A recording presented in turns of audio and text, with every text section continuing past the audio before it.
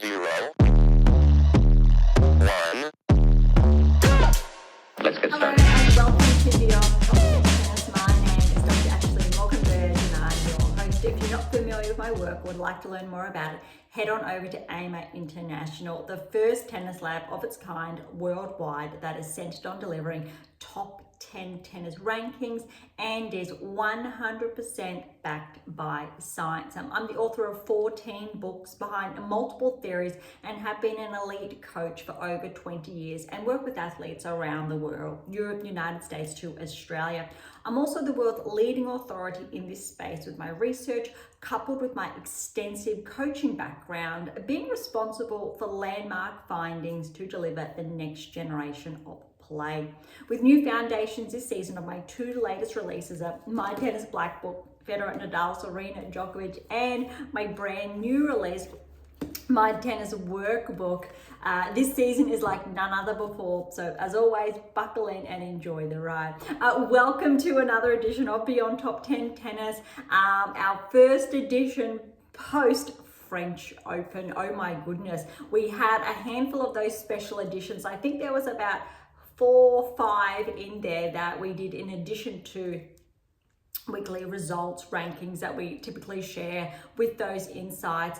And oh my goodness, I did promise that we would hold off on those semifinals and finals. So hopefully, like me, you've taken a few days to digest those results. It was a lot, it was intense.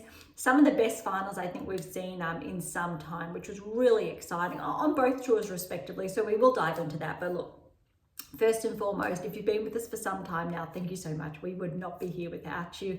If you are new, welcome. As always, all of those texts, so the 14 actually are in the background. One of them is that fictional release, so 13 specifically to help guide you towards that top 10 tennis ranking. Your starting point, however, good timing. Really is my two latest releases right here. They've kind of come full circle. They're their own respective roadmap, if you like, to navigate the collection. So the black one here, your black book, and your workbook essentially is your journal, your diary to keep pace. But if you are following along your black book, we did leave out a couple of weeks due to the French Open, which does mean you should be up to block 5. So this week does mark really the second week of block 5. So block 5 here, you should be in, you would have already covered week 1, block 6 tasks, the topic there to cover. So all the way over here, you probably should be hitting in week 2, be midway through week 2 by now of block 6 tasks. So look, if you do not have your hands on My Tennis Black Book yet, now is the perfect time. You can choose to start in block 6 or go back to block 1. It doesn't matter. You can really, it has been designed to work with you. I'd encourage you probably to start your season from the get-go, say in block 1. But if you want to keep pace with Beyond Top 10 Tennis, and we can check in week by week as we do, head on over to block 6, week 2. There's nothing stopping you from that. And you can slowly catch up on readings, etc., that are shared within, but really important. So if you have not started yet, please do. Again, I would love feedback. How are you finding, I think, the new layout? So you can see both screens, but all of the data that we're talking about is over here instead of spread across both screens. AM8 International in the background. So if you're yet to visit, please do jump on over. There's more, I think there are a lot of resources there. A lot of them also are free. So you will see access to Beyond Top 10 Tennis, the summaries of a lot of those episodes, so you can browse through to see which ones potentially applicable to you, and or all of them. Beyond Top 10 Tennis does have its own exclusive site that's really just a rundown of all the episodes, so you can easily find them rather than whether you're directly on Apple Podcasts, Spotify, YouTube, so irrespective there. Today though, we've got a bit of a mixed episode. We're going to go over the French Open final results. So we've got 3 matches respectively, both of those semi-finals and the finals. In the background there, it's hilarious. It does happen. I think almost every episode, one of my sidekicks decides to start squeaking his toy.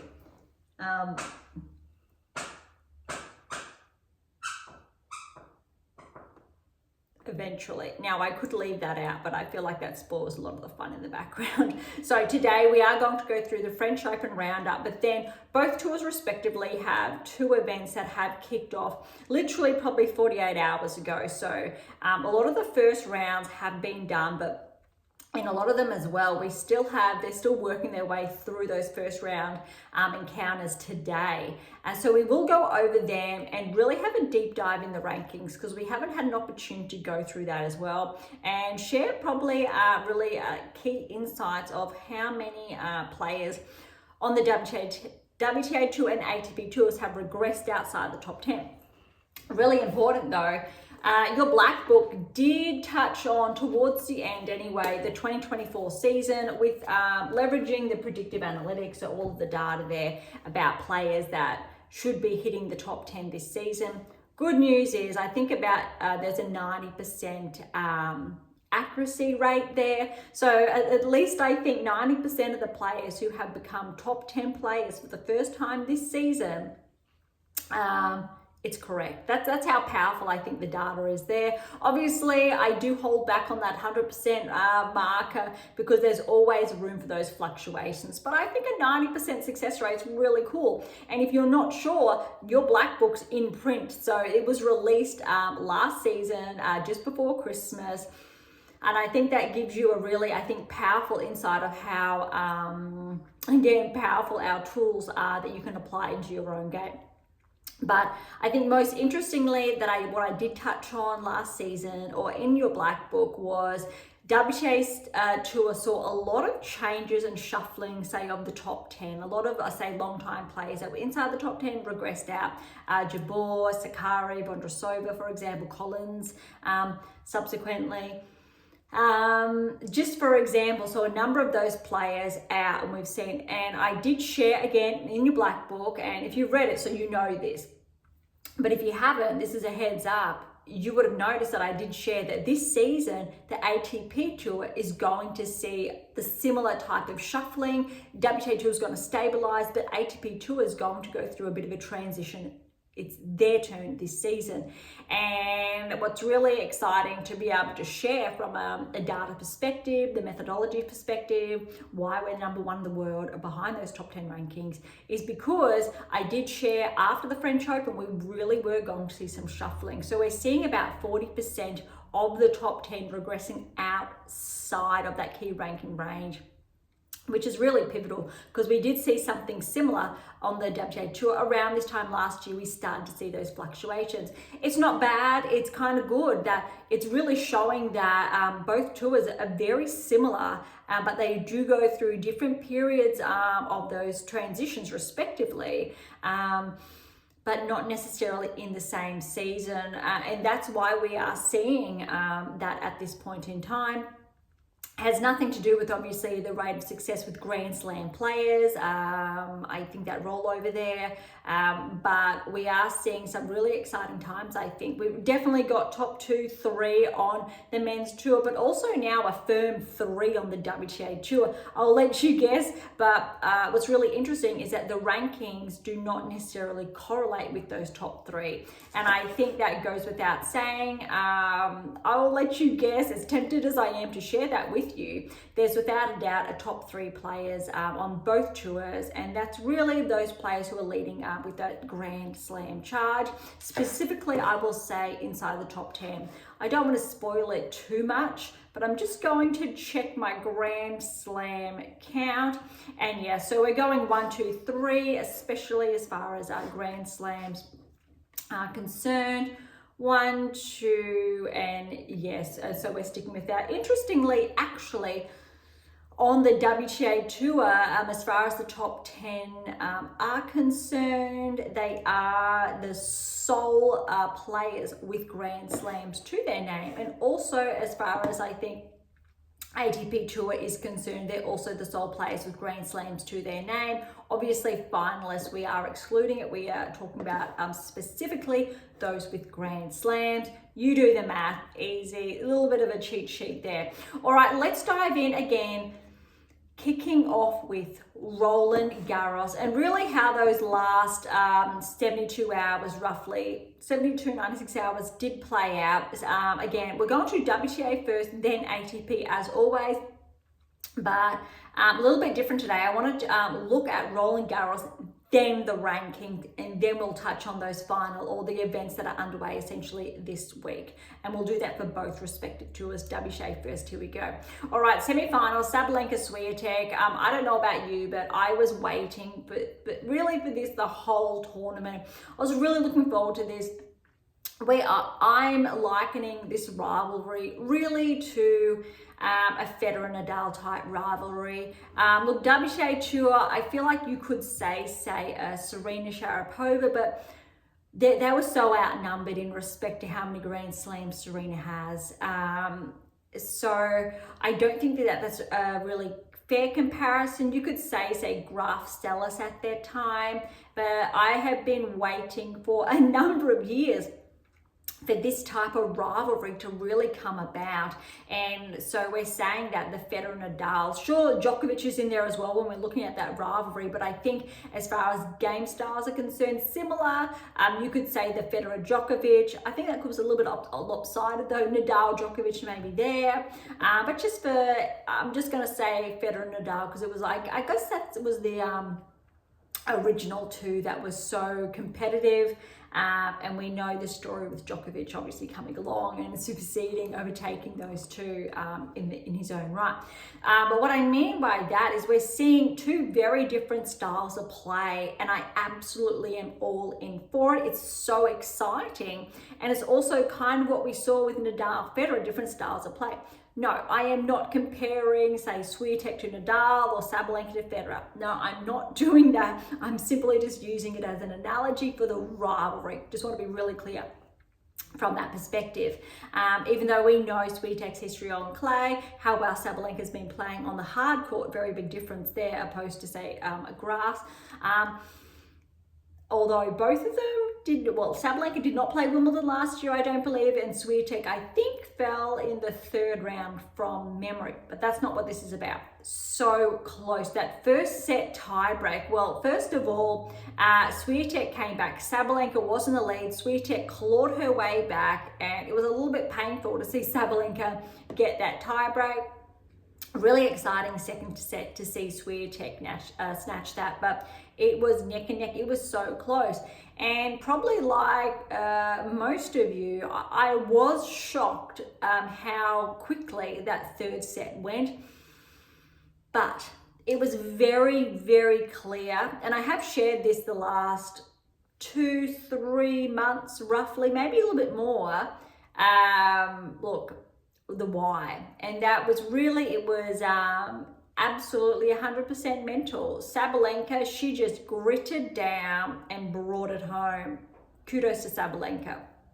Swiatek literally could not keep her head in the game. And I mean that with all respect, is that Sabalenka was too good and Swiatek could not maintain, let's say, that baseline. But what I feel is that we know that level of play, they both were neck and neck, same level for that first two sets.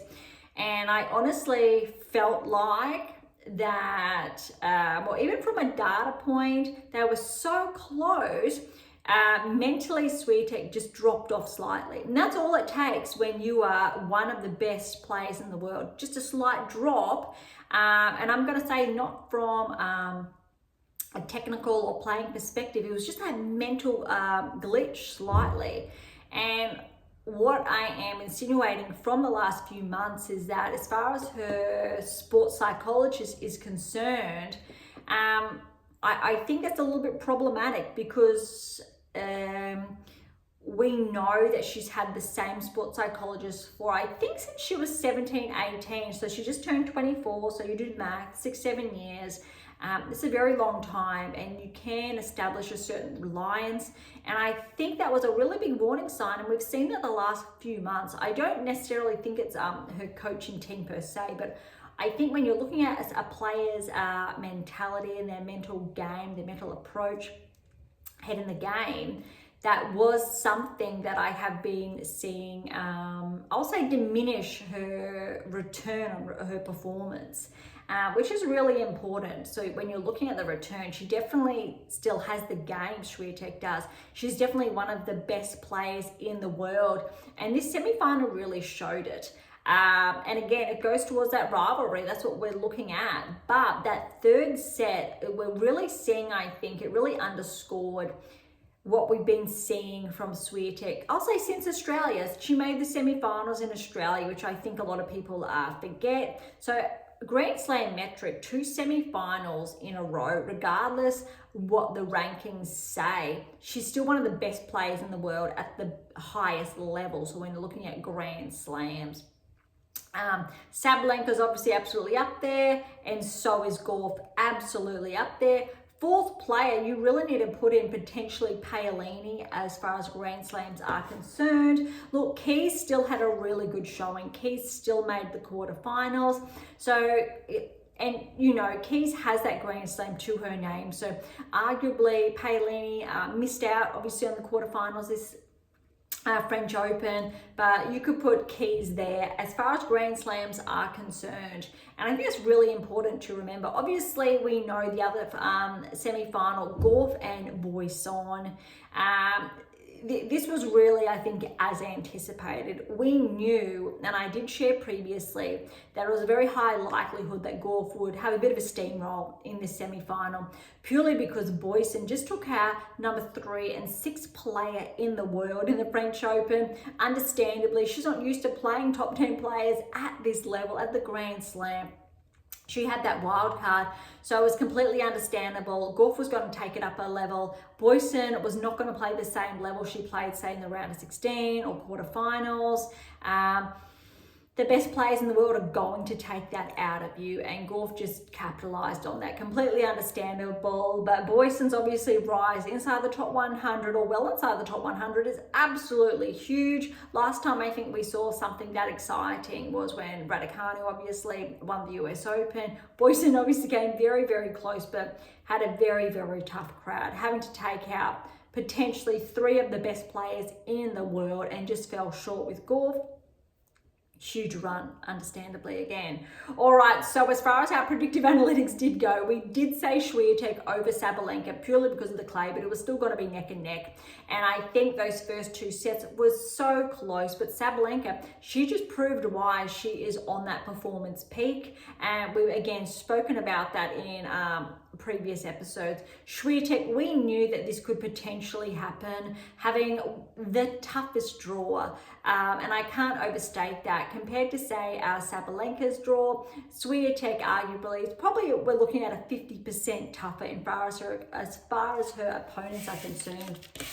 And we were sharing it all, remember, writing all of this down. But as far as I think opponents were concerned, we did the math, and I'm just finding Swiatek's half. So Swiatek literally had multiple Grand Slam champions in her quarter, whereas Sabalenka really did not. She did not have one player in her quarter that had a Grand Slam to their name, let alone, well, I'll say a 1 Grand Slam finalist, and that's Collins, and Zheng. But Swiatek, Ostapenko with a Grand Slam, Rybakina with a Grand Slam, Paolini as a finalist there. And all those players actually made the 3rd round, I do believe, if I'm reading that correctly. That's all of our notes there, but there's a lot of things that have been crossed out. So I really don't want to, it's just huge, basically, of how tough her draw was, and having to go through so many tough matches and then get to Sabalenka. It's brutal. That said, yes, Sabalenka had a hard quarterfinal against Zheng, for example. Zheng did win their last encounter, but I do believe Sabalenka was leading that head-to-head like 6 or 7 to 1. So without a doubt, she really did have that edge. And Svitolina was very, very tough for Swiatek. So I actually think cumulatively, if you look at it from that perspective, it was kind of understandable that Swiatek's level could drop, but Sabalenka did not drop. So it actually, I would say, went up a bit, whereas Swiatek kind of was like just pushed back, wasn't playing her game in that third set. Arguably, you could say in that third set with Swiatek, Sabalenka, it's kind of what happened to Sinner in the final in the fifth set. A different way, but similar when you're looking at that mental approach. All right, Gauff making the final. I can't overstate this, and I need to apologize actually, because I did get some data points incorrect, or I didn't share how well Gauff was actually tracking along with Sabalenka.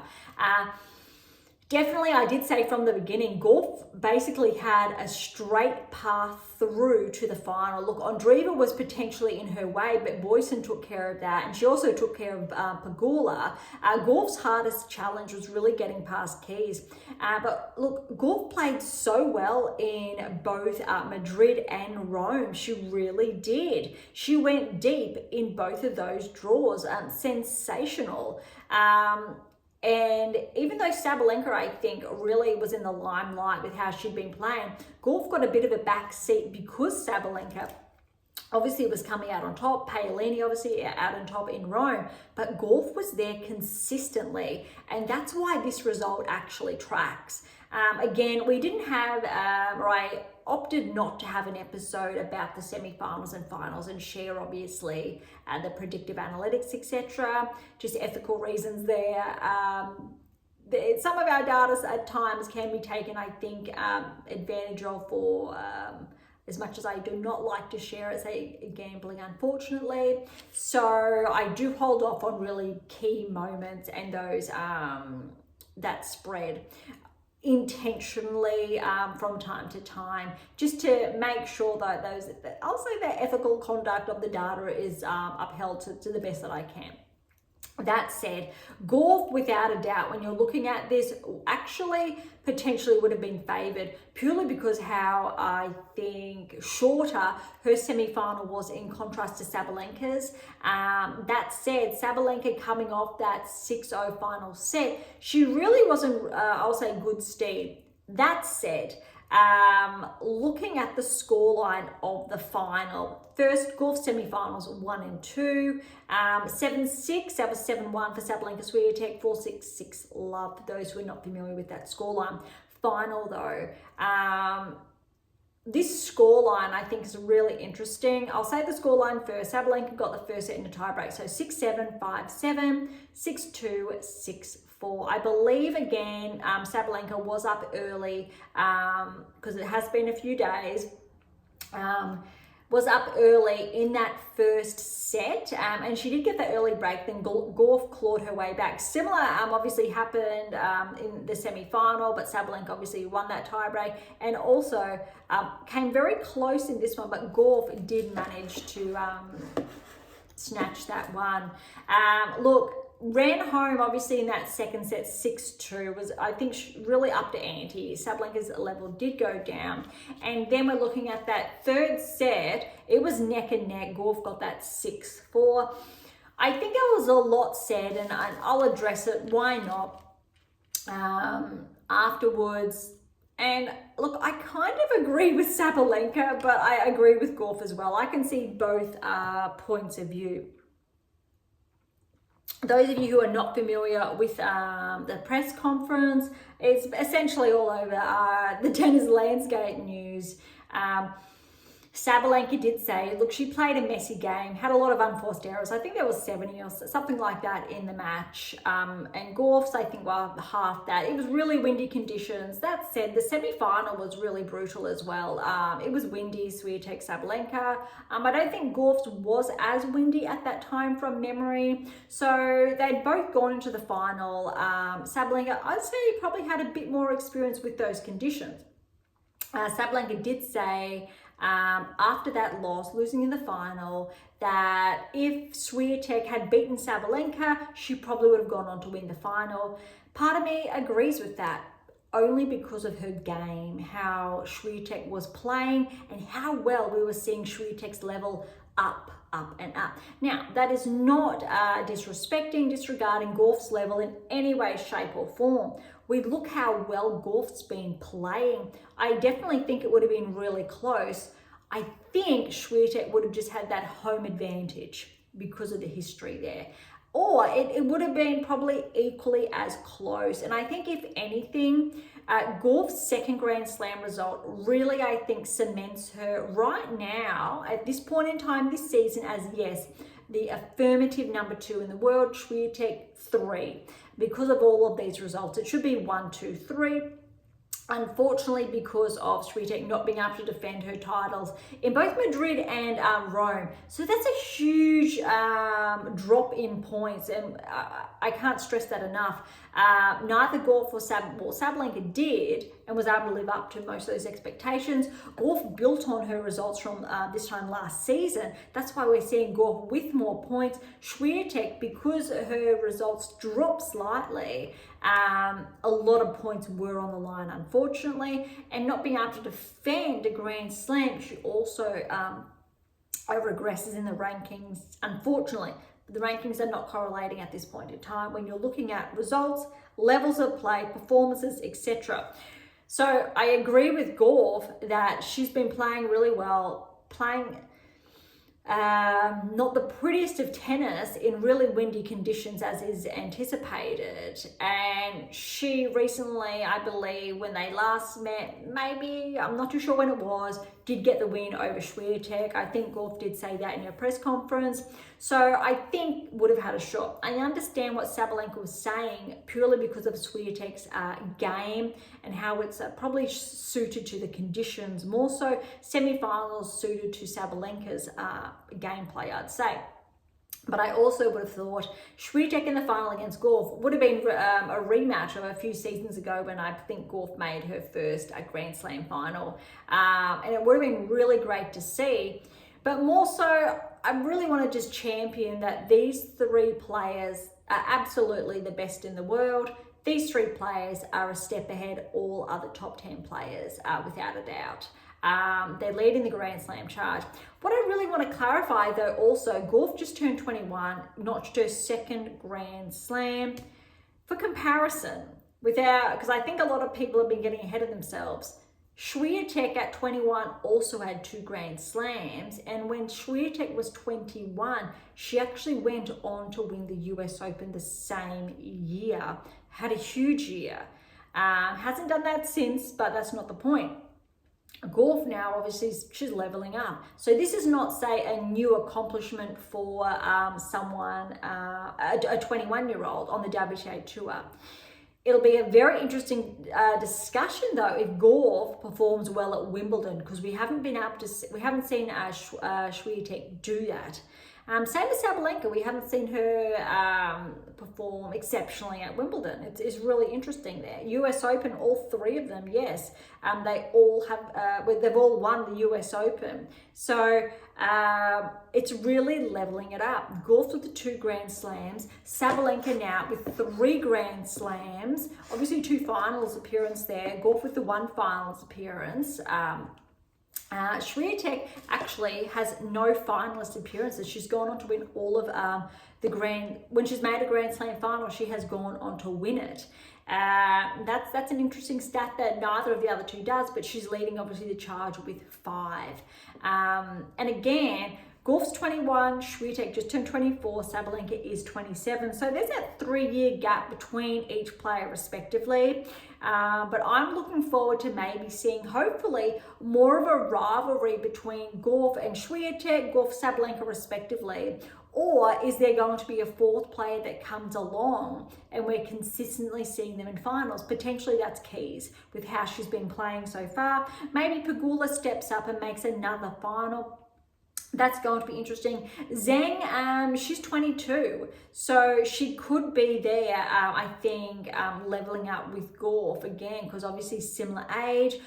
Interestingly, also, Andreeva is 3 years behind Gauff, so you've got like that 3-3-3-year gap, for example. Obviously, there's only that 1 year between, say, Gauff, Zhang, respectively, but I think that's interesting. Pegula, Paolini, similar age. Pegula's, I think, ahead just by like a year. And also, I don't want to forget Navarro, because Navarro, she's 24. So I think that sweet spot. So similar age there, or same age as Swiatek. And that's interesting. Badosa, similar age or same age as Sabalenka. So we've got all these players. Keys, obviously, same age as Pegula as well. There's a year apart, sorry. Pegula is 31, so 31, Paolini 29, and Keys is 30. So I think that's a really nice mix we are seeing there. Just from I think a different perspective. I'll just quickly head on over to the ATP Tour for a comparison there. And we know years between Alcaraz and Sinner. So, and when you're considering Swiatek is 24, Gauff 21, it kind of falls within the margin there. So Zverev's 28, even though it feels like he's been around forever, but he really has, probably for the best part of the last 10 years. Draper, though, same age as Sinner. We know Djokovic there. Mazzetti, also same age. So it's more of a similarity there between, so that 22, 23, more of those players coming up. Fritz 27, Paul 28, Rune 22, so same age as Alcaraz there, and Dimonor 26. So just, it's more of, I think, a smaller gap there. You're not seeing the ranges, but I think this is going to more so solidify itself this season. But the women's tour, I like this because we have those gaps, which allows that transition similar to where you had Federer, Nadal, Djokovic, very, very similar, obviously, the two of them. But I think that 3-year-ish age gap kind of looks at that Federer-Nadal rivalry there, and potentially fast forward 5, 6, maybe longer years when Sabalenka drops off, Swiatek's there and Gauff's there, and it could be like a Djokovic scenario, who knows? But I think we don't really have a comparison for the WTA Tour because, again, Serena was so successful and no other player really was able to keep pace in the double digits, let alone. Sure, when Venus was at her peak, really exciting tennis there, but we have to go back, I think, a long time, a previous generation even, to look at something. Maybe a Clijsters Henin, how frequently they met as well. Similar, very different, but similar game styles in different, obviously, respects.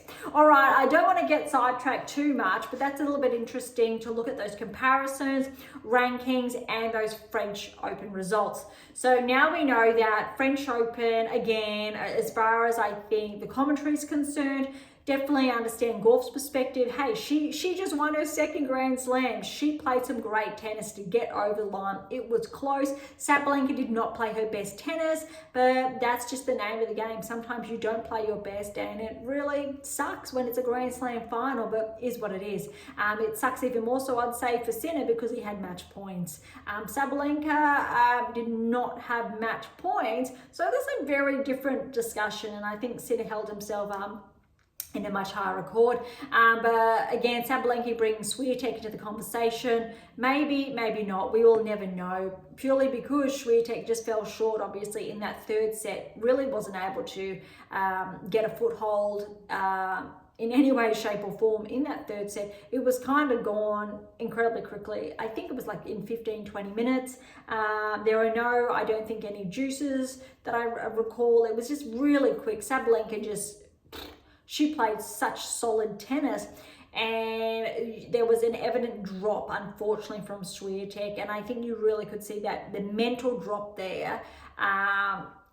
If that happened, obviously, to Gauff, I'm sure she would take the same advantage. And Gauff was just in really good form, also leading up to the French Open as well.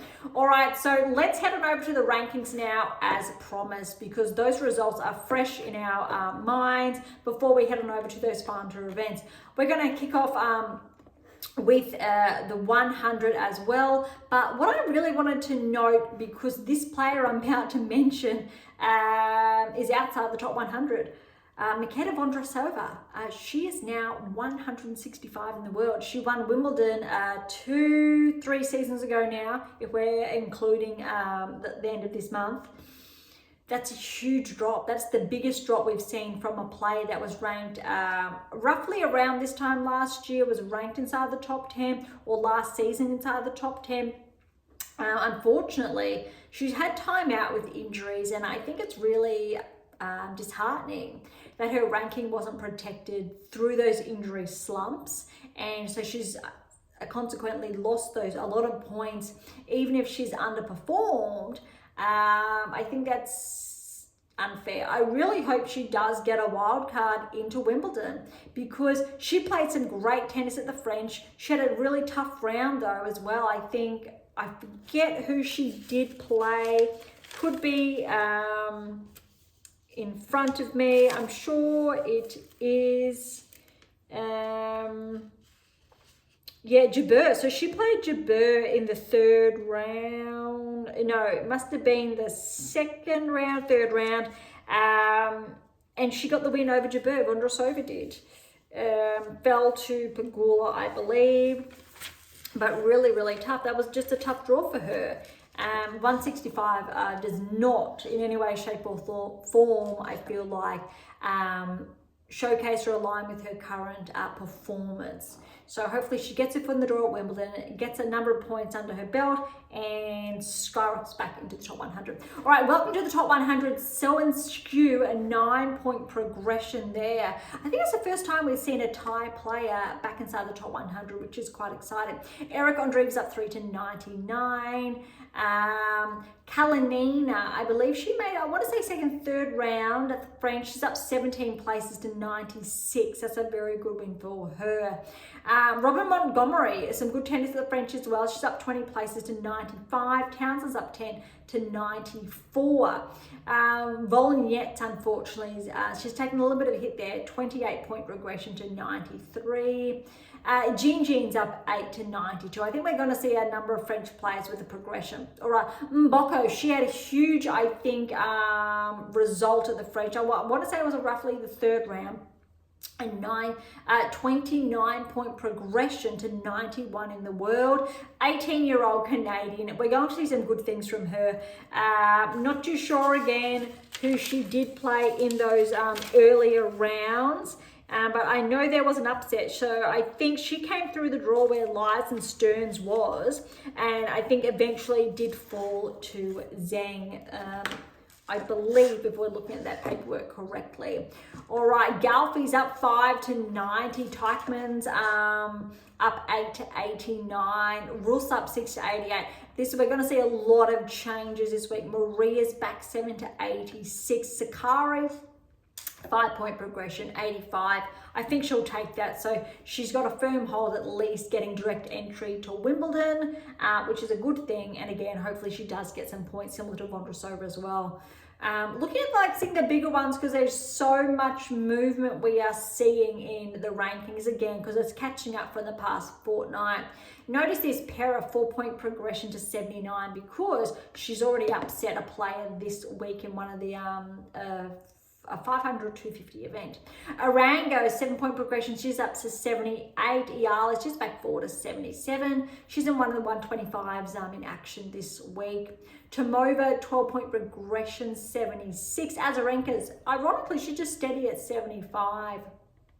All right, Siniakova back 10 to 73. Uchijama, she's back 10 to 71. Blinkova's back 8 to 70. I'll try and skip the smaller progressions or regressions. Bonda, 14-point progression to 68. No, I'm not seeing Bonda. Pera did make, I believe, the third round, but Bonda, no, she didn't. But she was obviously an earlier round, it looks like, there to get a 14-point progression. Starabatseva, I believe she did get her first Grand Slam win, 1 or 2 anyway. She's at 14 places to 67 in the world. Really, really good result there, especially in contrast to last season with her, well, like sensational qualifying results. All right, so the biggest mover I think we've seen in the past, I think 2 decades. It could be longer. I think the last player that I read was able to do this was Capriati. Boisson, courtesy of that semi-final result, she was ranked in the 300s somewhere, a 296-point progression to 65 in the world. That's huge, unbelievable. 22 years of age. Let's see. I think there's a lot of pressure now because remember Wimbledon last year, Lulu Sun made quarterfinals, I think it was. I think I've said semi-finals, but I'm pretty sure it was just quarterfinals. Very good results out of the woodworks of Wimbledon, and hasn't really been able to progress those results since. We haven't seen her really make those inroads at Grand Slams, but good results or huge results come with a lot of pressure, expectations. Again, we haven't really seen the heights from obviously Raducanu, for example. Injuries, yes. Boisson, here we're seeing another breakthrough player. Can she track forward? Can she maintain that momentum, hit the top 50, potentially top 30 by the end of the year, or maybe next season? This is the first key data point that we've really got to capture Boisson at this level of play. So I'm looking forward now to Wimbledon. She'll get direct entry. She will not have to play qualifying. Really exciting, I think, from that perspective. But I'm curious now. Boisson is on the radar. What's next? There's going to be a lot of pressure about how she's going to play in that next tournament, that next event. Is she going to get those wins under her belt? So that is something, a player without a doubt to watch for the rest of this season, at the very least. All right, Tomljanovic, she's up 7, so good showing to 64. Other players trying to skip over the smaller ones. Here we go. Bozes-Minera up 9 to 59 in the world. And Bozes-Minera, she did actually make the 3rd round, I believe. And she was responsible, I think, or in her half of the draw nonetheless, was Navarro. I'm not too sure if it was Bozes-Minera who took out Navarro. I think it actually was a very huge showing there. A bit brutal in that first round. But courtesy of that result, she is now inside the top 60. Again, Bozes-Minera is only 22 years of age, and this time last year, she was playing the 125s also earlier this season, so she should be able to play some of the bigger tour events as well. Hayley Baptiste, 12-point progression to 58. Baptiste also made the 3rd round, knocking out, Haddad Mayer was there. I also actually think Baptiste went a little bit further to the round of 16. Yes, and she did fall to Keys. Was one of those players we were not anticipating, but that was very exciting. Boisson and Baptiste were the anomalies of the round of 16 this year's French. All right, we'll keep going. Again, a lot of movement. Osoro and Pavlyuchenkova, both are back 6, 57 and 56 respectively. Collins just back 1 at 55. De Boer, unfortunately, she's taken a bit of a hit. 18-point regression to 54 in the world. Osaka just back 3 to 52, but I thought they're still holding on to around that top 50 range, thereabouts. The stellar standout, Maya Joint, she's an Aussie, up 2 places to 51, but prior to the French, she did win her maiden tour title that just skyrocketed her in the rankings. Number 1 female Aussie at this stage. Cartel's up 6 to 50. Christian, she's up 11 to 49. Now, I believe Christian did make a showing in the 3rd round from memory. I'm going to 2nd or 3rd round is there. I'm not too sure. All right, Evanesian's back 7 to 47. Parks up 6 to 46. looking for the big ones because there's a lot. Look, Sun, she's up 2 actually to 43. I think that's actually her highest ranking since her standout at Wimbledon last year, or maybe it's on par with that. Veronika Kudermetova's up 7 to 39. That's impressive. Danilowicz, she's just back 4 to 38. Raducanu's up 4 to 37. I think that's Raducanu's highest ranking again since probably last 2-3 seasons roughly. Looking for the big ones because again, a lot of movement. I think there's only a handful of players that have not moved, so that's big. A lot of smaller ones that we are seeing. All right, top 30. Fernandez is just back 3, so she's steady at 30. Kenin at 129. Kalinskaya, so she hasn't moved, at 28. Podčinceva's up 4 to 27. Kostyuk back 126. Did have obviously that early exit at the French. Mertens, again, I'll say she underperformed at the French, but she's back 125. Fretcher's up 2 to 24. Torsen, interesting, she's back 1 to 23, but she had a huge match against Anisimova. Haddad Maia, she's at 1, interestingly, 22. Vekic back 221. Ostapenko up 1 to 20. All right, top 20. Alexandrova at 119, Samsonova steady at 18, Krejcikova unfortunately is back 2 to 17. She's had a rough year. I think this was only her 2nd or 3rd match back since her last match was the WTA finals last year. And again, her ranking is just a consequence of that, unfortunately. Similar thing happened to Makova last season, but ironically, she was able to maintain that top 10 ranking without playing for, I think, about 4-5 months. Unfortunately, not so much the case for Krejcikova. Kasatkina just up 1 to 16. Anisimova, I think this is a career high for her, so she's up 1 to 15. Makova just back 1 to 14. Svitolina up 1, 13. I thought maybe she could have gone up a little bit further, but I was expecting her, yes, to hit the 3,000s, which she has done. Not enough though, as I did share in one of our early episodes, to get it inside the top 10. But I think Svitolina is on track. If Svitolina has a good showing at Wimbledon, maybe, but she will have points actually to lose from Wimbledon because of her, I'll say, standout results last season. Schneider is on the edge of the top 10. She is dangerous. I'm calling Schneider to join the top 10 this season at her current rate. Not in any of the books. I think I could have said her as a maybe, but with how Schneider's looking or the level of maintenance from other players, she's very, very close. She is, however, about 500 points shy of the top 10. But look, Rybakina is at 11, so also on the cusp. 300 points, a little bit less, separating her from the top 10. And then you've got Navarro at 10. And Badosa, really similar points. They're separated by around 40 points. Those 4 are very, very close. Wimbledon's going to have a lot to say. I think Rybakina and Navarro have the most points to defend at Wimbledon.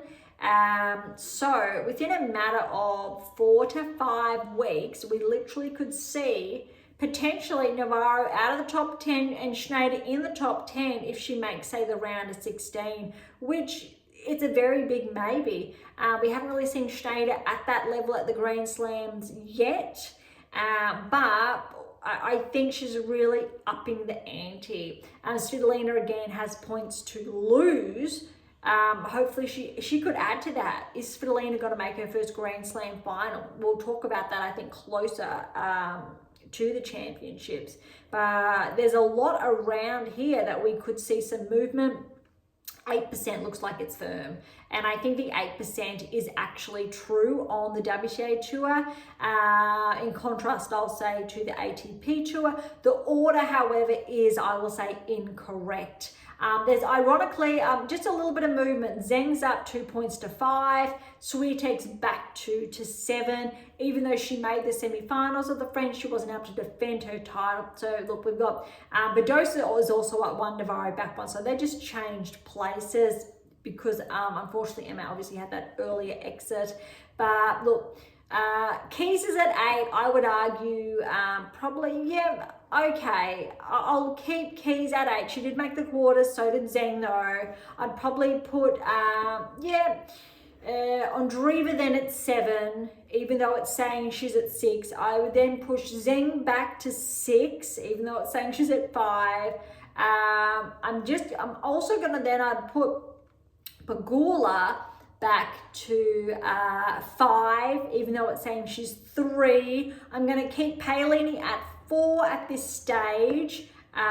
Because Rome, how she's been playing, Swiatek then should be 3, opposed to 7. Then Gauff, yes, 2, Sabalenka 1. I'll say that again. It should be Sabalenka, Gauff, Swiatek, I'm going to say, Paolini, I'm still going to say, Zheng very close. Actually, Andreeva, I'm still going to put there. Then Keys. No, I'm missing Pegula in there, so I'm playing with you. I'm going to do this again. Let's go Sabalenka, Gauff, Swiatek, Paolini, Zheng, Pegula, Andreeva, Keys. There you go. That's it there. That's a tough one. Let's see if that changes. I have not written that down. I'm not going to write it down, so you can keep me honest there if it is the same. But when you're looking at a lot of points to defend, Swiatek is the player that has fallen because her season last year was so successful. She won almost everything in the first half of last year. Paolini also was up there. And that's why she's fallen the most, because she had the most to lose. And it does not correlate with her level of play. And I think when you're looking at that level of play in the semi-final, going toe-to-toe with Sabalenka, I think that really shows how close they are. Sure, I really want to write off that third set because mentally it just fell. Something, I think, and that's what she needs to work on. I would encourage a new sports psychologist, needs to really, I think, get in there. I think she's become too complacent, or that sports psychologist too complacent with that game. And I think it's too close to home for everyone to really make an informative decision. So I'm just saying that from an outsider. Sabalenka, I believe, has also got a new mental coach, which has been helping, but you need to remember, well, I actually think that's paid off as well. Gauff, she's just had sensational, I think, last 3 months, which is really great to see. And so I'm curious to see also how Pegula plays at Wimbledon too. A lot of these players, Paolini as well. Let's see what happens. All right, so without getting too carried away, as I really have, the events on the WTA Tour this week, we do have Queens. First time, or we'll call it the HSBC Championships, but Queens, first time the women have been able to play there in 52 years. Absolutely sexist. I'm just going to call it. I don't even know why Queens has not allowed women to play for the last 20, 30 years, if not the last 52 years, especially because it is 2025. But great to see them in action. Zheng's the number 1 seed. Second seed there, I'm just going to scroll down, is Key. So it is a 500. We do have a bit of a lineup. All the top seeds do have a bye though. I'll quickly go through really quickly. Kessler got a straight sets win over Jones. Raducanu straight sets over Buska. Shramkova straight sets over Krejcikova. Doesn't look like Krejcikova's on track to, I'll say, defend her Wimbledon title from last season. But again, she's had a really tough, I'll say, 7-8 months with her back recovery. Haddad Maia got the win over Kvitova in 3 sets there. Cartel, good for her, 3 sets win over Kazatkina. Anderson Mova's got a 3-set win over Barrage. Makova 3-set over Inglis. Again, remember, this is her first matches back on grass court, essentially in 12 months. Maria, straight sets over Fernandez. Watson over Putintseva in straight sets. Good win for Watson there. Schneider straight sets over Fretch.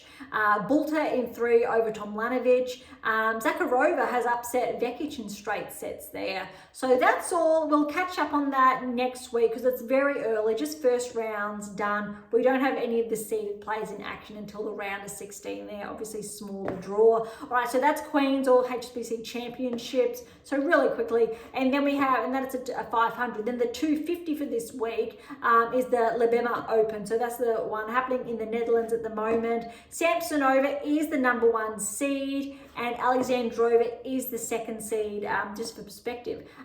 Interestingly enougenough, we have just seen literally Samsonova and Brandstein, they are in the 3rd set, but I'm pretty sure this has wrapped up and it's just not showing me the full result here because it is just being stubborn. That's okay. All right, so Samsonova lost the 1st set 4-6, won the 2nd 7-5.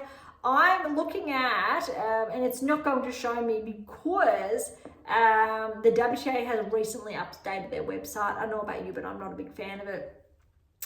So they're not showing us those updated results, but it looks like that could have gone either way. I'm edging towards Samsonova because she is the #1 seed, so we'll have to get back to that next week. There's still a number of matches in this 250 that need to be underway. Look, Andreescu got a good win over Garland, straight sets. Sun got a good win over Van Chen Peters. Lynette has fallen to Pera. And so remember the rankings I just touched on. So Pera's 3-set win over the 4th seed Lynette there. Cocchiuretto straight sets over Hartono. Lament in 3 over Wickmayer. Lee's got a win over Potapova, the 5th seed in straight sets. Birrell, the young, I'll say, Aussie Gold Coaster, 3-set win over Wang. That's a really good result for her. Sevastova has fallen to Yuan in straight sets. Mertens, 3rd seed straight sets over Tomova. Both the Kudermetova sisters played, so that's Veronica and Paulina, and Veronica did get a straight sets win over her sister there. Minin has got the 3-set win over Collins, so that's an upset. Last two, Blinkova over Siniakova straight sets, and 2nd seed Alexandrova straight sets over Bolkovadze. As always, I apologize for the mispronunciations because I'm absolutely confident I have mispronounced a handful of them. I really do apologize. All right, so that's the Libema Open. Really quickly, the 125 in Great Britain. So the Lexus Ilkley Open, I'll call it.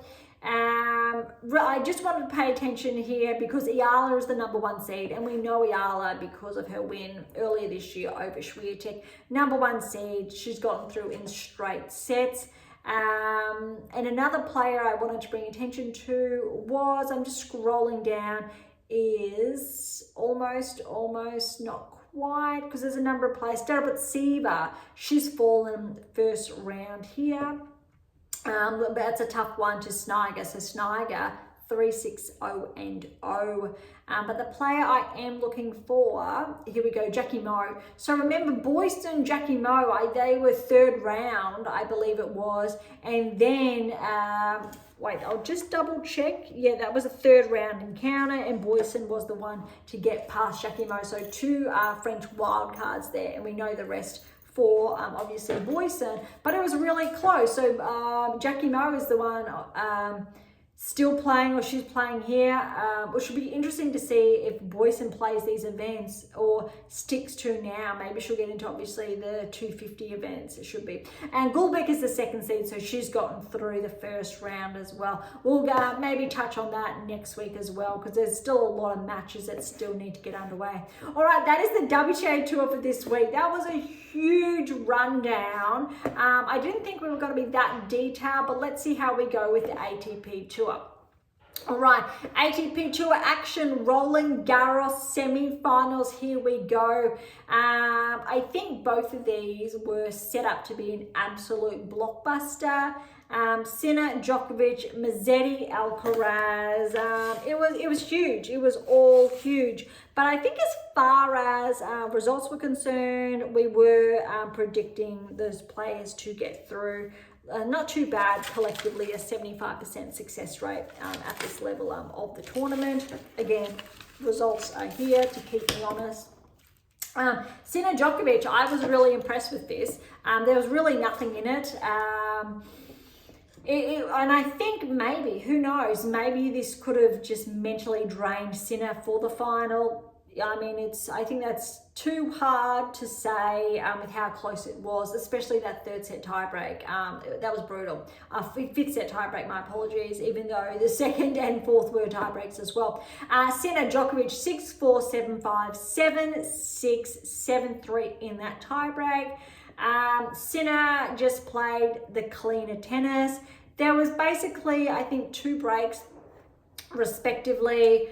When you look at the scoreline, I know there was like 1 or 2 more than that. I know Djokovic broke a few times. Sinner, most of the time, just broke straight back. He was playing next level tennis, and I don't think we saw that level, the same level in the final, but I think because Alcaraz didn't let him play like that. I think what's really interesting is that Sinner got to the final without dropping a set. Huge. And I think the most games Sinner lost was actually against Djokovic, and that tracks, that upholds with how well Djokovic also been playing, especially how well Djokovic played against, I think, Zverev.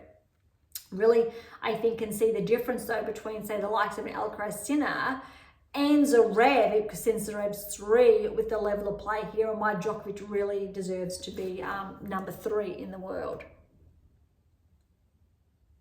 All right, other semi-final, we can look at, excuse me, Alcaraz and Musetti. This had the potential to be a really, really huge match. And look, after that third set, Alcaraz 6-0, going up the fourth 2-0, it was obviously clear something wasn't right. Musetti wasn't able to play his game. Starting from the fresh, Musetti got that first set, so 4-6. Second set was a tie break, and Alcaraz got that 7-3. So neck and neck in this semi-final. Third set, I'm not going to say it was like, say, Swiatek and Sabalenka's third set. It was different. You weren't seeing Musetti play his game. So maybe similar from that perspective, but he wasn't moving the same. So maybe it is really similar because Swiatek wasn't moving the same in that third set, but something just was not right. It was definitely off. So losing 8 straight games, the movement just getting slower and slower. Who knows, maybe Swiatek did have a bit of a niggle. I don't think that's the case since she's been very healthy, but you don't know. I have seen, obviously, it looks like we haven't heard anything. She's good to go for Wimbledon. Musetti, though, not too sure if he'll be good to go for Wimbledon because there was pictures the other day with him having, I'll say, some treatment done.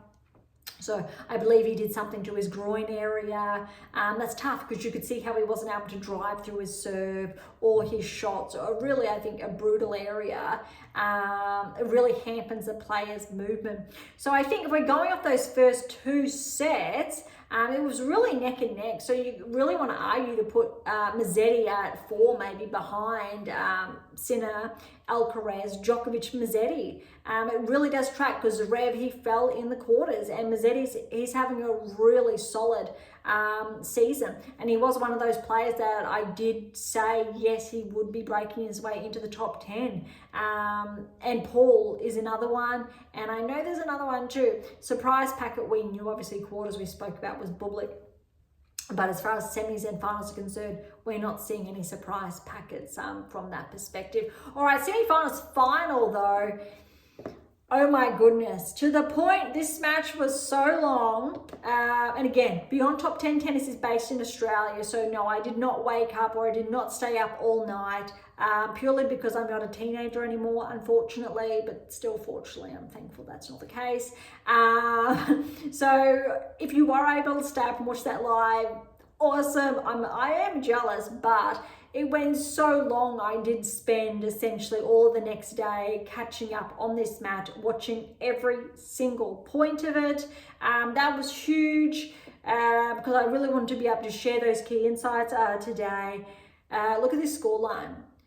2 sets to love down. I think it's the first time in Alcaraz's career he's come back, but this was neck and neck. Look, Sinner, first 2 sets, 6-4, 7-6. And Alcaraz then got the next one, 6-4, 7-6. It was so tight. Same with the tie breaks, only a point separating the two. Sinner's tie break 7-4, Alcaraz's tie break 7-3. So close. Fifth set, I think deservingly so, went to a tie break. And all of a sudden, Alcaraz just ran away with it, 10-2. Fourth set, though, I believe Sinner did have 3 match points. I want to say it was 5-3. And it actually, I believe, this is tough. I want to say it was on Sinner's serve from memory.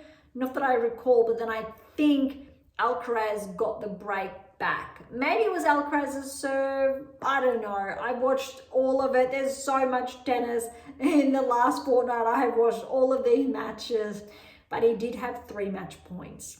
Something Sabalenka did not have.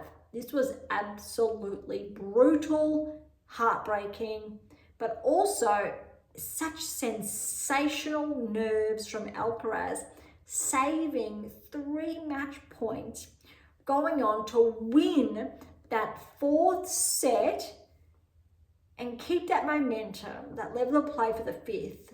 But all kudos to Sinner, because I tell you what, I think almost any other player, if they lost 3 match points and then lost the set, you would see a very big dip in their level of play. But we didn't. Sinner just stuck in there. But I wouldn't be surprised in that final set tie break if maybe a little bit of that came and played on his mind, and that's all it took for Alcaraz to win a couple of straight points. He was up, I think, 7-0 in that tie break. Sinner won a point. Alcaraz kept going, then Sinner won just one more, but it wasn't enough. He wasn't able to claw his way back. Alcaraz just stayed brutally strong throughout. So really huge win, I think, for Alcaraz. It was a sensational final. I think this final was akin to a Djokovic Federer Wimbledon final or a Federer Nadal Wimbledon final. It was huge. Or I think it was maybe a Federer Nadal Roland Garros final. But I'm not too sure what those scorelines were. I'm not too sure if one of them ever went to 5, but Alcaraz was just too strong. Very different conversation to say the Gauff Sabalenka one. Even though that it was equally as tight. No match points obviously there. Gauff just kept her foot on the pedal. Alcaraz Sinner, they just neither, I think, player relented.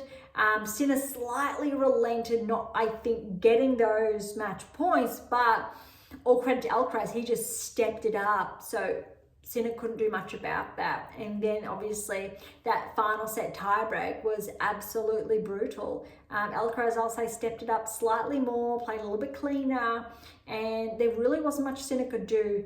I really hope this doesn't do much to dampen Sinner. I would absolutely love to see Sinner and Alcaraz in the Wimbledon final. Sinner to get that one neck and neck, because I think both these players played such an exceptional match. I think all of us would be all in for a Wimbledon final and see Sinner out on top. Personally, I'd love to see Sabalenka or Gauff and Swiatek then. Swiatek playing one of those 2 players in the Wimbledon final. And I'm a little bit biased here. I would love to see Swiatek come out on top.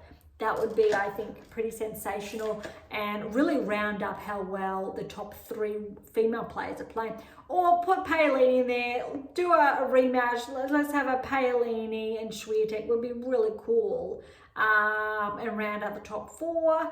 Or I don't know. We've got so many great players at the moment on the women's side, but primarily those 3 with the Grand Slams. I think the challenge is, are we going to see another player on the women's side win a Grand Slam? But also on the men's, is there another player other than Sinner, Alcaraz, Djokovic that is going to win a Grand Slam? There is no other player inside the top 10 on either tour that has won a Grand Slam. Yes, we have the Grand Slam finalists, but none of them have been able to break through. I think that's really exciting. All right, that is the final French Open. Let's head on over to the rankings. And yes, we have a lot of movement here to go through. Shevchenko, welcome back, I think it is, to the top 100. So starting there, here he is up 3 to 100 in the world. Look, Quinn, I'll try to focus on the bigger movers. Quinn's up 10 to 96. Finding the men's side here, I'm not too sure. Yeah, Quinn did make it that breakthrough against Dimitrov, so he did make the third round. Really exciting there, I believe. Other ones, got Carino Buster's up 6, sorry, to 93 in the world. I also think he made a little bit of a run. Not seeing that, but yeah, we do have a couple of surprise packets. Mute, unfortunately, taking a bit of a hit. 18-point regression to 91 in the world. Navone's up 8 to 89. And I think the ATP Tour saw a lot of upsets here. So Navone did make the third round as well. Took out Nakashima there. A lot of surprise packets on the ATP Tour that we did see in contrast to the WTA Tour. Zhang's back 9 to 88. Opelka's up 5 to 87. Opelka made a bit of a showing, I think, as well, but didn't quite get through. I think he had a really tight one somewhere there. All right, Walton, he did have a good result, up 5 to 86 in the world. Looking for the bigger movers. All right, Delian up 8 to 82. Rinderknech back 6 to 81. Gaston's up 5 to 77. No, looking for, we'll get there. Okay, the bigger ones. Looking for the bigger movers that we know we've penned down together. Bellucci's back 4 to 72. Here we go. Carabella Spaina, he's back 8, unfortunately, to 71 in the world. Medvedevic's up 4 to 70. Now, I do believe Medvedevic, he made a little bit of a showing, or was going to, but I cannot. Yeah, he made the third round instead of Cirilundo or Michelson there. Medvedevic, I think, if I pen that down correctly, but just a little bit of improvement there. Only 21 years of age, Serbian there. All right, Zumher's up 2 to 67. What's interesting there, I think Zumher, he made the third round instead of Mepeshi Perigard.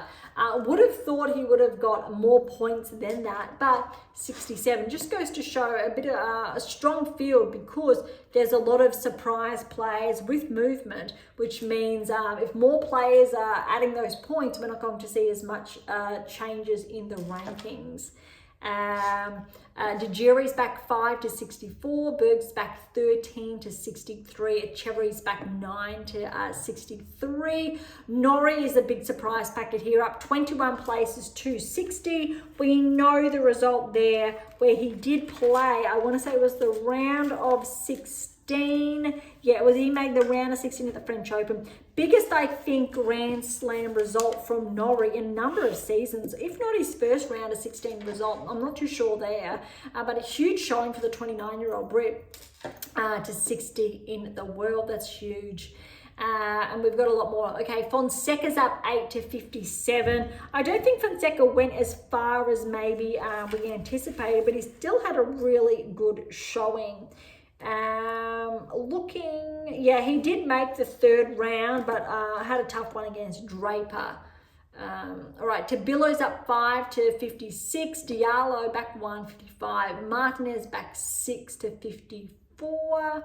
Goffin's back 552. Altamar, this is what we're looking for as well, up 15 places to 51 in the world.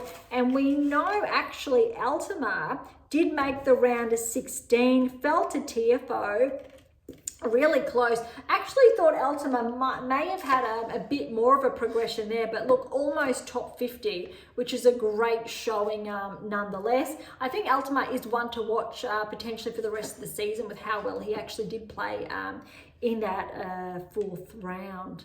All right, Fernley, he's up to 6 places to 49. Fernley made a showing as well, but I think it was, I want to say, the third round. Yeah, and he fell to, no, got past Humbert, but fell to Norrie in the third round. Howells is up 5 to 47. Howells is in here too. I do believe that I have seen his name. Yeah, he made the third round there and fell to Rune there in the third round. So there's a lot of new players. All right, Bublik, we know the story there, up 19 points to 43 in the world.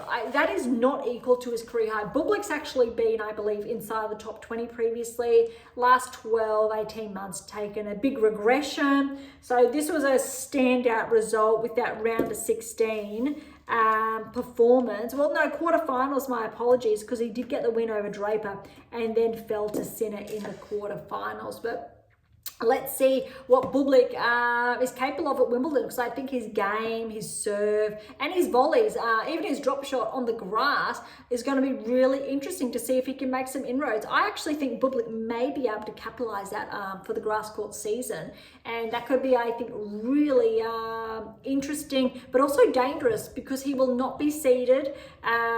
Let's see how his draw, I think, plays out. Monfils is steady at 42, and Nali's back 541. Borges is up 3 to 38. Thought maybe Borges could have gone a little bit further. I think, yeah, Borges did take out Rudd, or is in that section there, for the third round. So Borges did make the third round. Noteworthy, Borges has been as high as, I think, 31, 32 in the world. So he's still holding inside the top 40. Thompson's up 3 to 37. Mapesh Pericard, even though he had an earlier exit, he's just up 1 to 36. Miltrison back 2 to 35. Gregenspor's up 1 to 34. And he did make the third round. I thought maybe we would have seen a bit more of a bump in those points, but look, these rankings are so tight. That's why we're not seeing, because look, he's up 1 to 34, made the third round, but so did Lecheka. Lecheka made the third round, and he's up 1 to 33. So both of them neck and neck. Both of them just missed out on seedings as well by a few points. Herkak's back 4 to 32. This time last year, we know he was top 10. Nakashima, even though we had that early exit, he's up 1 to 31. Shapovalov's up 1 to 30. Felix Auger-Aliassime's back 2 to 29. So top 30, here we go. Berrettini's up to 28. Even though we didn't see, say, a big showing, he's still progressing. Davidovich Fokina is up 2 to 27. Now, he did lose, actually, second round, I think it was, to Lecheka. So that's interesting. Tsitsipas, I think, has taken the biggest hit. He was, look, 2 months ago, top 10. Or, look, started the year just outside the top 10, 11 in the world, got inside the top 10, didn't play or have the best clay court season. Similar to Rudd, Tsitsipas had a good clay court season last season. In contrast, Swiatek collected everything the two of those players collected together. So it took Tsitsipas and Rudd, their level, and Swiatek won everything the two of those players won. For example, to put that into perspective, those two were not able to, I think, maintain that level of play or the similar clay court season. So both actually have regressed outside the top 10. Tsitsipas more so, because I guess he had more points or wasn't able to. Rudd's been playing some really good tennis, but not the same. Tsitsipas not as much or not near, so he's taken more of a hit. So he was, I think, around 15, 16 before the French Open, but now, or 20, 6-point regression, so to 26 in the world. That is really rough. And I don't even think we've got his, we may have him here somewhere. Yes, so the player, I've shorthanded it. I want to say it's Gigante, but has taken out Tsitsipas. That's what the notes look like, but it's abbreviated, so I'm not too sure. All right, so my apologies there. All right, Caboli's up 1 to 25, new career high for the 23-year-old Italian. Italian tennis is really doing things right. All right, Kakanakov is the same, solid 24, quarter solid 23, Makak solid 22. Then Poprin, how's this? Poprin, a new career high ranking, up 4 places to 21. Now, that is huge news for Australian tennis. Well done, Alexei, because he did actually make the round of 16. Got that win over Berge, made the round of 16, but Paul was too good. Paul was the one to get through to the quarters. And unfortunately, de Minaur fell earlier in the third round, I believe it was. It'll be here somewhere. I'm going to say, yeah, he lost third round to Bublik. Pushed through. I think that is the case, or it was second round, Bublik got through, but Popper actually was our best shower. That's huge news for Australian tennis. So if you are following from that perspective. All right, Humbert's up 1-20. Dimitrov, another player who started the season inside the top 10. He's been taking a bit of a hit as well. I think cumulatively, Rudd, Dimitrov, Tsitsipas, I'm just trying to put this into perspective, collected, where Swiatek collected as well. And so that's why I think it's really interesting to have this discussion to just try to help put that into perspective. Rudd is back 8. So look, he was outside the top 10, I think, at the beginning of the year, got firmly back inside the top 10, really comfortable. And I think it was, look, he was seeded inside the top 10 for the French, but because he wasn't able to defend those points, he's 8-point regression, so 16 now in the world. I think Rudd may be able to come back on the hard, maybe not on the grass. Historically, he hasn't played that well on the grass courts. But you never know. Rublev's another player, but he's steady at 15. Even though when we're looking at Rublev, yeah, he made the round as 16. Look, he's relatively steady there. Fils, despite, I'll say, his early exit, when he withdrew from his third round match, I do believe. He was playing Rublev, yeah, for the third round, but Rublev did get that walkover. But still collected points, so he's steady at 14. But Tiafoe, we know, made the round of 16. Made the quarterfinals, my apologies, with that win over Altama. Has got him up 3-13 in the world. Tiafoe's formerly been a top 10 player briefly, so that's why we're not seeing more gains, but I think Tiafoe is on track. Similar with Shelton. Look, Shelton's up 1-12. I think this is equal to Shelton's career high, or maybe 13 was Shelton's career high ranking. But we know Shelton made the round of 16 and had that really great performance against Alcaraz. Alcaraz obviously coming out on top. But Tiafoe and Shelton, very, I think, although the best things as well, as far as the clay is concerned, for both of them for American tennis. Although Paul and Fritz, we know how well they've been playing. Medvedev, look, he's still holding on to 11 in the world, but didn't have the best showing on the clay. But we'll have a look at the points shortly, because look, de Minaur's back 1-10, so separating himself from Medvedev now is less than 200 points. So let's see how Alex, look, I think Alex should perform better on the grass over Medvedev. That's a should. Let's see. But I think Shelton's going to be dangerous too. So when you're looking at all three, that no, even look, Tiafoe and Shelton, even Rublev, Fils are in like the 2.9s, less than 100 separating from Tiafoe, Shelton, Medvedev, all of them, and even Rudd. So when you're looking at, okay, we'll cut it off at the top 16 there, otherwise, because there's more of a drop. The top 16 through to 11 players, less than 100 points separates all of them, which is huge. That means we know Rudd's been top 10, Rublev's been top 10, Tiafoe's been top 10, Medvedev has previously been top 10. Shelton and Fils are the only players who have not been top 10 yet. Both Fils and Shelton, I have shared, are earmarked for top 10 in the future, but it looks like at this rate, Fils and Shelton may very well finish the season inside the top 10. Maybe not after Wimbledon, but I think definitely you see Shelton on the hard court. I think Shelton's actually primed for top 10 this season now. Fils maybe, not too sure, because again, he had to withdraw from the French. I want to see more of his game on the grass and the hard court. We know how well he can play on the clay, but Shelton's definitely primed. But we really need to see if the current top 10 upholds their level, because Paul's just back inside the top 10. Finding that level again. De Minaur is at risk of regressing outside, but he is more susceptible because of when you're looking at the points. However, between Alex and Holger, there is a little over, no, actually, my apologies, about 150 points separating the two, then around 200 points to Paul. So you've got actually the 8, 9, and 10 rankings also maybe we will see displaced. Fritz is at 7, so he's back 3. That's more of a lead. He has a 1,100 point lead, so it looks like the top 7 are quite firm now until the championships.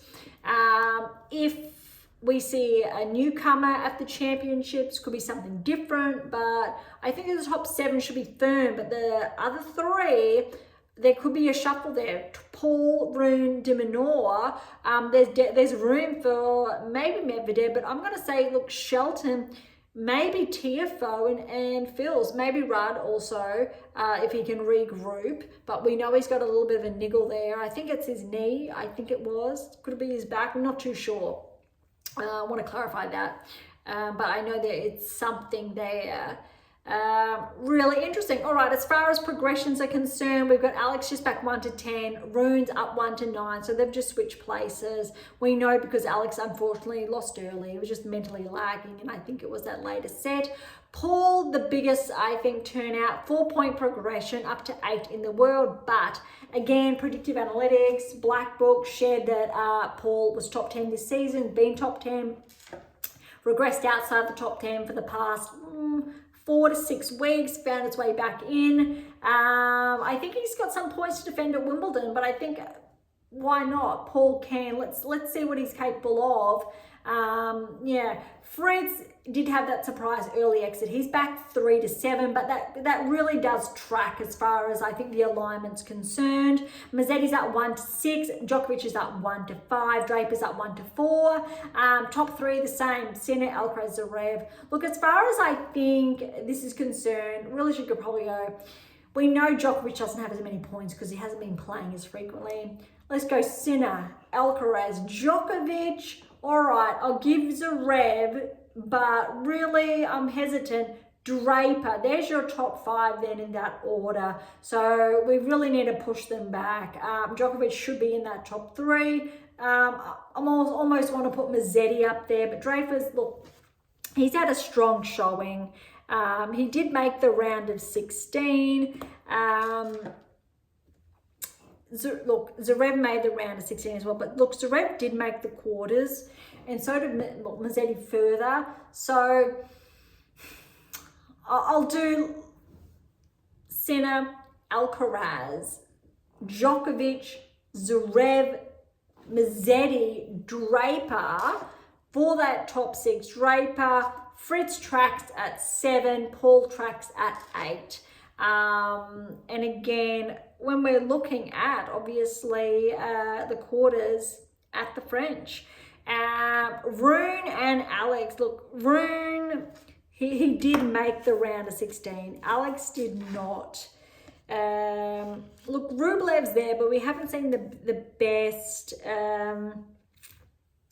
So Rune is like a maybe I'm putting there, and Shelton too. So I'm not going to be surprised if Rune and De Minaur are bumped out and Shelton finds his way in.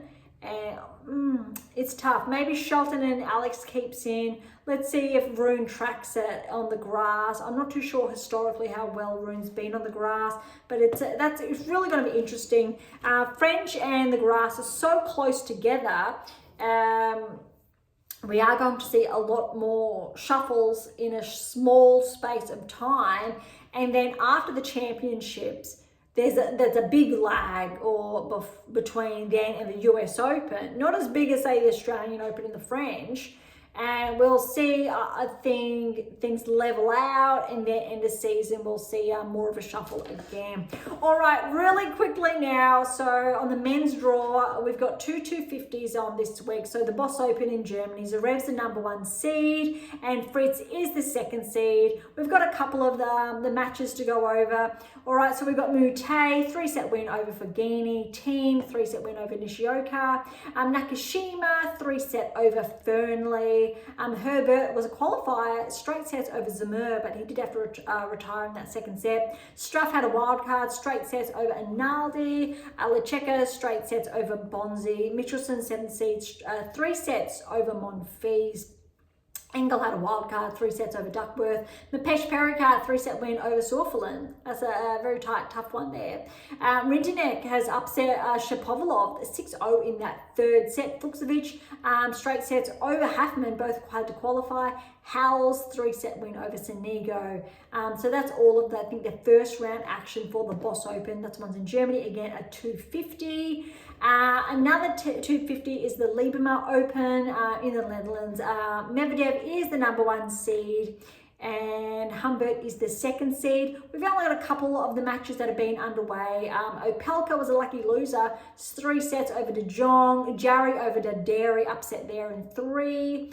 Bergs over Blocks, 3 sets there. Thompson, straight sets over Kokovic. Diallo over Vukic, straight sets. McDonald in 3 over Bellucci. Borges, straight sets over Basavetti. Vertainen had a wild card, straight sets over Chevery. And that's all that we've got to report. So we've done the rankings, French Open update, semi-finals and finals. We've touched on both of the smaller events that are underway on WTA Tour and ATP Tour respectively. It has been a huge episode today, longer than anticipated, and we've gone through all of the data, the notes that we have shared, why I think key players progressed, others didn't progress. So thank you so much for tuning in today. I really hope you enjoyed, I think, the wrap of the French, but also what's going on this week, and more of a breakdown of the rankings, analyses, etc., what the top 10s are looking like. The discrepancies in the rankings, and the true rankings, I'll call it, and really a little of a sneak we had of the grass court Wimbledon to look forward to, less than 3 weeks away, which is ridiculous, but so much there. But I'm looking forward to the next couple of weeks, having I think our episodes a little bit more slower or reduced before expanding again, I think, come the Wimbledon Championships, and we'll probably get a little bit too excited. All right, so thank you so much for listening today. To grab a copy of my brand new release, My Tennis Workbook, or my December release, My Tennis Black Book, Federer, Nadal, Serena, Djokovic, head on over to AM8 International or Amazon, so irrespective where you're based in the world. Any comments or questions, head to AM8 or topic thread, or leave comments directly on our YouTube or Spotify. To interact with Beyond Top 10 Tennis, catch up on our blogs, or sign up to my newsletter. All links are in the episode notes, as well as how to access Pink Octopus books to Sprout. And if you enjoyed today's episode, please subscribe, like, share, and all of the above. Beyond Top 10 Tennis exists for you, so please consider sharing us near and far. And if you're serious about heading towards the top 10, or want to know what you're missing to secure that maiden Grand Slam, as always, don't be shy and come and say hi. All right. On that note, thank you so much for listening. I am so incredibly grateful. I am your host, Dr. Ashley Morgan Berge, and this is